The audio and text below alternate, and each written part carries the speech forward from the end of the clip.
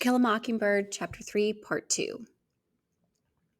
Jim was now 12. He was becoming difficult to live with, inconsistent and moody. His appetite was appalling, and he told me so many times to stop pestering him that I consulted Atticus. Atticus said Jim was growing. I must be patient and disturb him as little as possible. This change in Jim came about overnight, it seemed. He acquired an alien set of values and began to try to impose them on me. After one altercation, he hollered, "It's time you started being a girl and acting right." I burst into tears and fled to Cal. "Don't you fret too much over Mr. Jim," she began. "Mr. Jim?" "Yeah, he's just about Mr. Jim now." "He ain't that old," I said. "All he needs is somebody to beat him up, and I ain't big enough." "Baby," said Calpurnia, "I just can't help it if Mr. Jim's growing up. He's going to want to be off to himself a lot now, doing whatever boys do.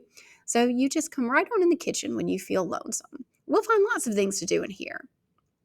I felt better after that, and the beginning of the summer boded well. Jim could do as he pleased. Calpurnia would do until Dill came. She seemed glad to see me when I appeared in the kitchen, and by watching her, I began to think that there was some skill involved in being a girl. But summer came, and Dill was not there. I received a letter which said he had a new father, and he would have to stay in Meridian because they planned to build a fishing boat. He concluded by saying he would love me forever and would come and marry me as soon as he got enough money together, so please write. The fact that I had a permanent fiancé was little compensation for his absence. To me, summer was Dill. With him, life was routine. Without him, life was unbearable. I stayed miserable for 2 days. As if that were not enough, Atticus left us for a while because the state legislature was called into emergency session. There were sit-down strikes now in Birmingham. Bread lines in the cities grew longer. But these were events remote from the world of Jim and me.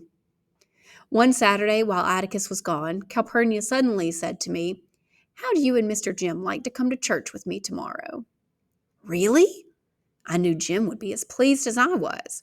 "How about it?" Next morning, Calpurnia had put so much starch in my dress it came up like a tent when I sat down, and she went over my patent leather shoes with a cold biscuit until she saw her face in them. She made Jim wear a tie to match his suit. "Don't want anybody saying I don't look after my children," she said. First Purchase African M.E. Church was an ancient paint-peeled frame building called First Purchase because it was paid for from the first earnings of freed slaves. Its churchyard and cemetery were of brick-hard clay. A few graves were marked with crumbling tombstones. Newer ones were outlined with brightly colored glass and broken Coca-Cola bottles. Stumps of burned-out candles stood at the heads of infant graves.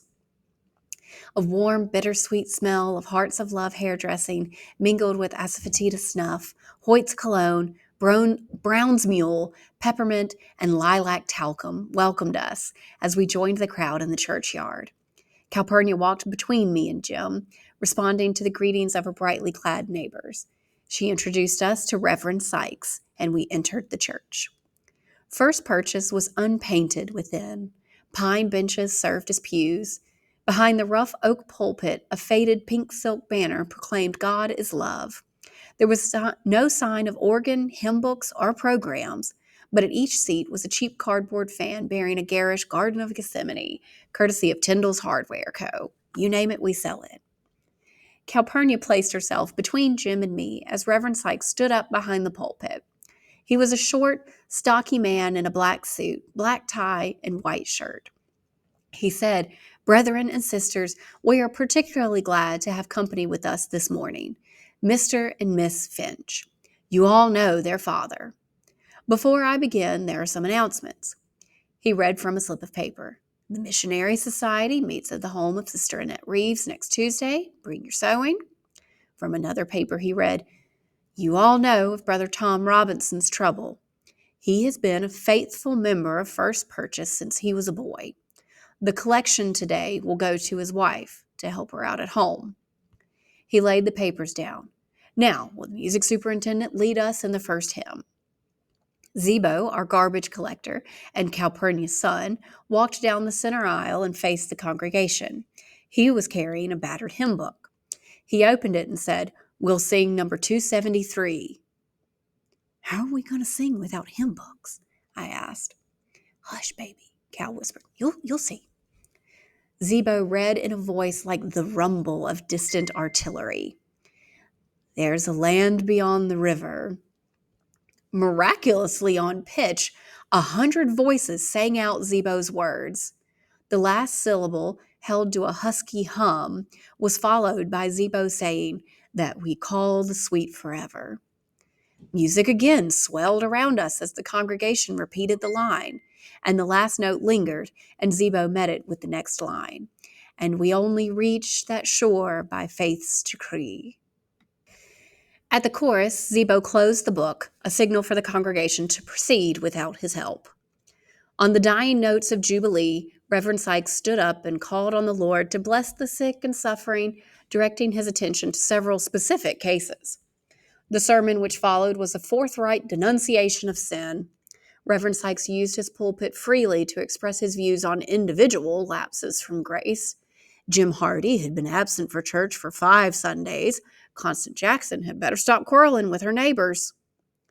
After the sermon, Reverend Sykes stood beside a table in front of the pulpit and requested the morning offering. One by one, the congregation came forward and dropped nickels and dimes into a black enameled coffee can. To Jim's and my amazement, Reverend Sykes then emptied the can onto the table and raked the coins into his hand. He straightened up and said, "This is not enough. We must have $10. You all know Helen can't leave those children to work while Tom's in jail." Reverend Sykes called to someone in the back. "Alec, shut the doors. Nobody leaves here till we have $10. He added sternly, "Carlo Richardson, I haven't seen you up this aisle yet." A thin man in khaki pants came up and deposited a coin. The congregation murmured approval, and Reverend Sykes said, "Now I want all of you with no children to give one more dime apiece. Then we'll have it." Slowly, painfully, the $10 was collected. The door was opened.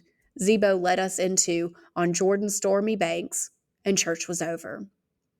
At the church door, while Calpurnia paused to talk with Zebo and his family, Jim and I said to Reverend Sykes, "We thank you for letting us come." "We were specially glad to have you all here today," he replied. "This church has no better friend than your daddy." On the way home, I asked, "Cal, just what did Tom Robinson do?" Calpurnia sighed. "Mr. Bob Ewell accused him of raping his girl and had him arrested." "Mr. Ewell?" My memory stirred. "What? Atticus says the Ewells are absolute trash. I never heard Atticus talk about folks the way he talked about the Ewells." "What's rape, Cal?" "It's something you'll have to ask Mr. Finch about. You all hungry? The Reverend took a long time unwinding this morning." "He's just like our preacher," said Jim. "But why do you all sing hymns that way?" "Lining?" she asked. "It's because many of our folks can't read. I'm one of them who can." "Where'd you go to school, Cal?" asked Jim. "Nowhere. Old Miss Buford, Miss Maudie Atkinson's aunt, taught me." We were on the sidewalk by the Radley place now. "Look on the porch yonder," Jim said. I looked over to the Radley place, expecting to see its phantom occupant sunning herself in the swing. The swing was empty. "I mean our porch," said Jim. I looked down the street. Upright, uncompromising, our Aunt Alexandra was sitting in a rocking chair, exactly as if she had sat there every day of her life. "Put my bag in the front bedroom, Calpurnia," was the first thing Aunt Alexandra said. "Jean Louise, stop scratching your head," was the second thing she said. Aunt Alexandra's visits from Finch's Landing were rare. She usually traveled in state. She owned a bright green Buick and a black chauffeur, and both kept in an unhealthy state of tidiness. Today, they were nowhere to be seen. "Have you come for a visit, Auntie?" I asked. "Didn't your father tell you?" Jim and I shook our heads. "Well, he and I decided it was time I came to stay with you for a while." For a while in Maycomb meant anything from 3 days to 30 years. Jim and I exchanged glances. Jim's growing up now, and you are too, she went on. We decided it would be best for you to have some feminine influence. What about Uncle Jimmy? Is he coming too? No, he's staying at the landing to keep the place going. I could think of nothing else to say. In fact, I could never think of anything to say to her. I once heard her tell Atticus that I was sluggish. There was a story behind her arrival, but I had no desire to extract it from her then. Today was Sunday, and Aunt Alexandra was positively irritable on the Lord's Day. I guess it was her Sunday corset. She was not fat, but solid, and she chose garments that drew up her bosom to giddy heights, pinched in her waist, and flared out her rear. From any angle, her figure was formidable. The remainder of the afternoon went by in the gentle gloom that descends when relatives appear. But the gloom was dispelled when we heard a car turn in the driveway. It was Atticus, home from Montgomery. I jumped into his arms and said, "Did you bring me a book? Did you know Auntie's here?" Atticus answered both questions in the affirmative. "How'd you like for her to come live with us?" I said I would like it very much. Lie, but one must lie under certain circumstances when one can't do anything about them. We felt it was time you children. Well, it's like this, Scout, Atticus said. Your aunt's doing me a favor. I can't stay here all day with you, and the summer's going to be a hot one. Yes, sir, I said, not understanding a word he said. Maycomb welcomed Aunt Alexandra. Miss Maudie Atkinson baked her a cake so loaded with shinny it made me tight. Miss Stephanie Crawford had long visits with her, and Miss Rachel next door had her over for coffee in the afternoons. The refreshments Auntie made for the Missionary Society added to her reputation as a hostess, and she joined and became secretary of the Maycomb Ammunices Club. In that county, she was one of the last of her kind. She had riverboat boarding school manners. When she had gone to school, self-doubt could not be found in any textbook, so she knew not its meaning. Given the slightest chance, she would arrange, advise, caution, and warn. She never let a chance escape her to point out the shortcomings of other tribal groups to the greater glory of our own. Let a 16-year-old girl giggle in the choir, and Auntie would say, "It just goes to show you, all the Penfield women are flighty." Everybody in Maycomb, it seemed, had a streak. A drinking streak, a gambling streak, a mean streak, a funny streak. Once, when Auntie assured us that Miss Stephanie Crawford's tendency to mind other people's business was hereditary, Atticus said, "Sister, when you stop to think about it, our generation's practically the first in the Finch family not to marry its cousins. Would you say the Finches have an incestuous streak?" Auntie said, "No, that's where we got our small hands and feet." For a while after that, we heard no more about the Finch family from Aunt Alexandra, but we heard plenty from the town. On Saturdays, armed with our nickels, squirming our way through sweating sidewalk crowds, Jim and I would sometimes hear, "There's his chillin'," or "Yonder's some Finches." Turning to face our accusers, we would see only a couple of farmers studying the Mayco drugstore window, or two dumpy country women in straw hats sitting in a Hoover cart. "They can go loose and rape up the countryside for all of them who run this country care," was one observation we heard, which reminded me that I had a question to ask Atticus. "What's rape?" I asked him that night. Atticus looked up from his paper. He sighed and said rape was carnal knowledge of a female by force and without consent. "Well, if that's all it is, why did Calpurnia dry me up when I asked her what it was?" Atticus looked pensive. "What's that again?"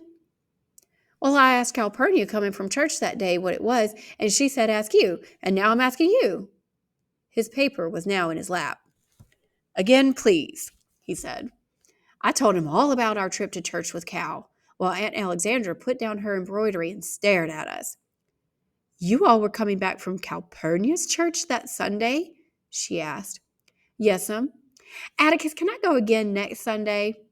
"You may not," said Aunt Alexandra. I wheeled around, startled. "I didn't ask you." Atticus was on his feet. "Apologize to your aunt," he said. "I didn't ask her. I asked you." Atticus pinned me to the wall with his eye. "First, apologize to your aunt." "I'm sorry, Auntie," I muttered. "Now then," Atticus said, "let's get this clear. You do as Calpurnia tells you, You do as I tell you, and as long as your aunt's in this house, you will do as she tells you. Understood? I understood, pondered, and concluded that the only way I could retire with a shred of dignity was to go to the bathroom. Returning, I lingered in the hall to hear a fierce discussion going on in the living room. You've got to do something about her, Auntie was saying. You've already let things go on too long. We don't need her now. Atticus's voice was even. Alexandra, Calpurnia's not leaving this house until she wants to. I couldn't have got along without her all these years. She's a faithful member of this family. I entered the living room. Atticus retreated behind his newspaper, and Aunt Alexandra began worrying her embroidery. Punk, punk, punk. Her needle broke the taut circle. She was furious. Jim got up and padded across the rug. He motioned me to follow. He led me to his room and closed the door. His face grew grave. They've been fussing, Scout. Atticus has got a lot on his mind now without us worrying him. This Tom Robinson case is worrying him to death. So you try not to antagonize Auntie, hear? My feathers rose. You trying to tell me what to do? Jim's maddening superiority was unbearable these days. Gee, crawling Hovid, Jim, I said. Who do you think you are? I mean it, Scout. You antagonize Auntie and I'll spank you. With that, I was gone. You, I'll kill you. He was sitting on the bed, and it was easy to grab his hair and land one on his mouth. He slapped me, and I tried another left, and he punched me. We were still struggling when Atticus separated us. That's all, he said. Both of you, go to bed right now. Jim was trying to tell me what to do. I don't have to mind him now, do I? Atticus smiled. Let's leave it at this. You and Jim mind whenever he can make you. Fair enough? Aunt Alexandra was present, but silent, and when she went down the hall with Atticus, we heard her say, just one of the things I've been telling you about, a phrase that united Jim and me again. Ours were adjoining rooms. As I shut the door between them, Jim said, Night, Scout. Night, I murmured, picking my way across the room to turn on the light. As I passed the bed, I stepped on something warm and resilient. I had the sensation that it was alive. I switched on the light and looked at the floor. Whatever I had stepped on was gone. I tapped on Jim's door. Jim, I think there's a snake under my bed. Can you come look? Jim opened the door. Hold on a minute. He went to the kitchen and fetched the broom. You better get up on the bed, he said. He made a tentative swipe under the bed. Do snakes grunt? I asked. It ain't a snake, Jim said. It's somebody.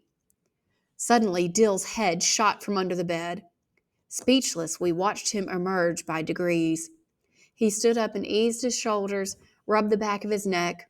His circulation restored, he said, I'm about to perish. Got anything to eat? In a dream, I went to the kitchen. I brought him back some milk and a half pan of cornbread left from supper. Dill devoured it, and I finally found my voice. How'd you get here? Refreshed by food, Dill recited this narrative. Having been bound in chains and left to die in the basement by his new father, who disliked him, and secretly kept alive on raw field peas by a passing farmer who heard his cries for help, the good man poked a bushel, pod by pod, through the ventilator. Dill worked himself free by pulling the chains from the wall. Still in wrist manacles, he wandered out of Meridian, where he discovered a small animal show and was immediately engaged to wash the camel. He traveled with the show all over Mississippi until he was just across the river from Macomb. He walked the rest of the way. How'd you get here? Asked Jim. He had taken $13 from his mother's purse, caught the 9 o'clock from Meridian, and got off at Macomb Junction. He had walked the 14 miles to Macomb. You ought to let your mother know where you are, said Jim.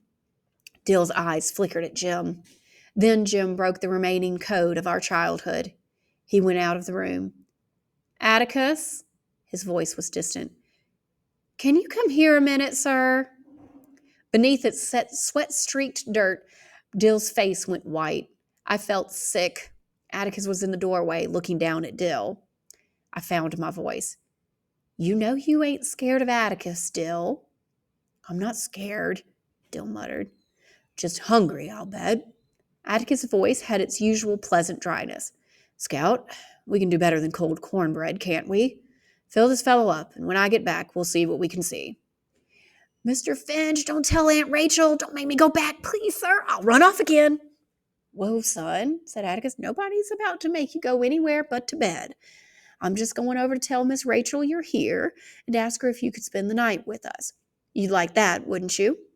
And for goodness sake, put some of the county back where it belongs. Soil erosion's bad enough as it is.